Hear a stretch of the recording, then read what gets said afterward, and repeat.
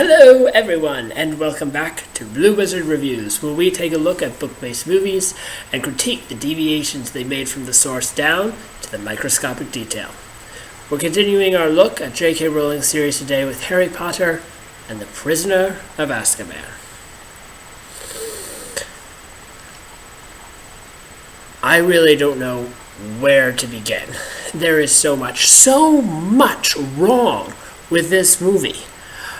So many things are cut out that completely derail from the original story. Now, granted, it makes for a good standalone movie, but so much of the original feeling is lost from the book. Well, that being said, let's just start from the worst and see if we can't work our way up. So the one piece that makes me hate this movie so much, the ultimate travesty. The Marauder's map. More specifically, the absolute disregard for the origins of the map. The Marauder's map serves as a link between Harry and his father. It gives a clear backstory for Lupin, James, Sirius, and Pettigrew's friendship, and it emphasizes Pettigrew's betrayal. So much of what makes The Prisoner of Azkaban great hinges on the map. And to be fair, the writers did an okay job bringing in the backstory of Pettigrew's betrayal. And when I say okay, I mean bare bones minimum. We hear the story of how Pettigrew was supposedly blown up by Black, but without Hagrid's emotional outburst at the Three Broomsticks in Hogsmeade, there is lacking a real sense of how close Black was to the Potters. Plus, there is no mention about the secret keeper charm that allowed the Potters to hide. The end result is the emotional outburst Harry gives us afterward is, well, really just kind of overkill for the content of the movie. Still don't think this movie is as bad as I make it out to be? Here's some more reasons. The origins of the Weeping Willow, Lupin's sudden acceptance of Black, the significance of Harry's Patronus being a stag, heck, the entire reason the four of them turned into animagi in the first place. Okay, sorry. That second to last one is probably the one that irks me the most, because it gives us yet another link to Harry's past. But first, with the Weeping Willow. We've obviously seen it before in the last book and movie, Harry and Ron doing what was supposedly considerable damage to it. Now, we're supposed to find out that Lupin is the sole reason for the tree even being there in the first place. The Animagi transformation is also a crucial point that gets completely blown over. We never know how Sirius gets out of prison in the movie, only that he does. It's due to the fact that he can transform that allows it. In fact, Peter Pettigrew's form of a rat is supposedly the only way to slip beneath the Weeping Willow and hit the knot that freezes the darn thing. And in the movie, a simple Immobilius charm does the trick, and Peter being a rat? Honestly, there's no explanation. Ever.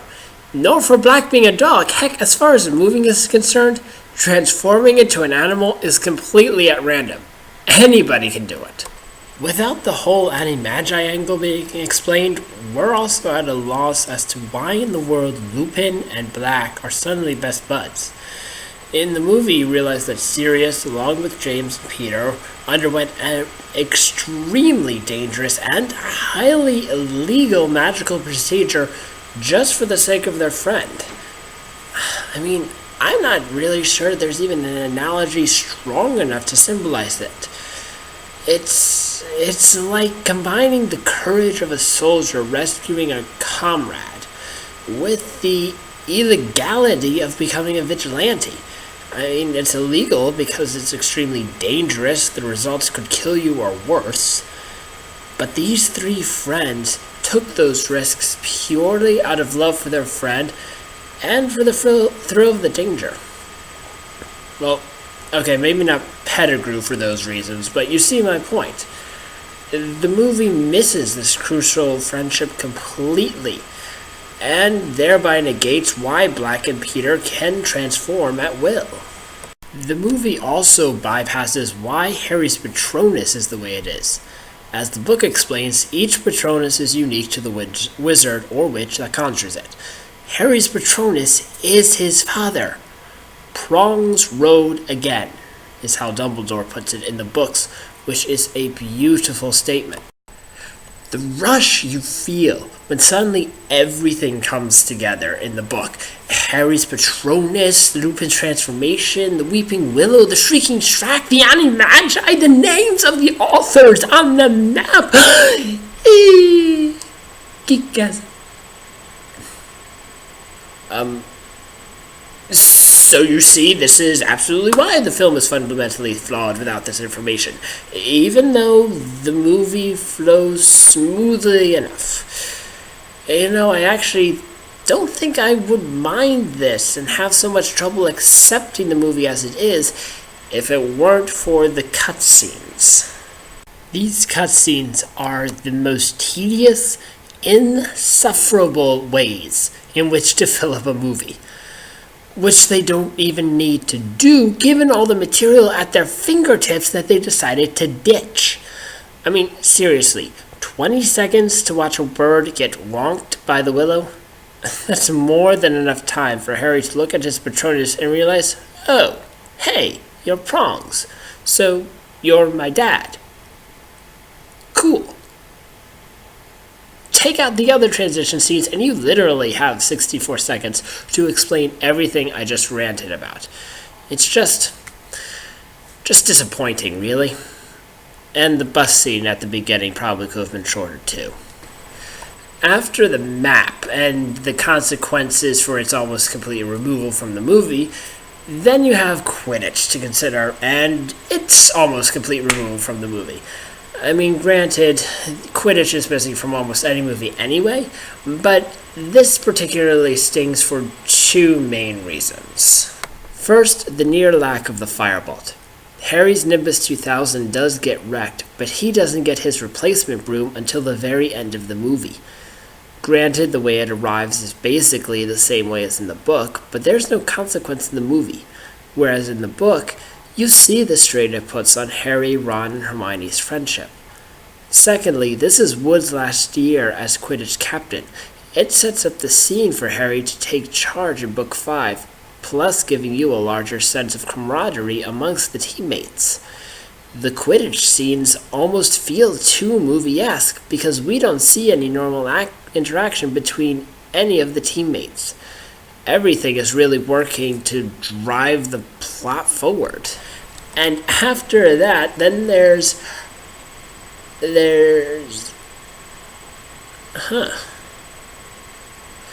Actually, yeah.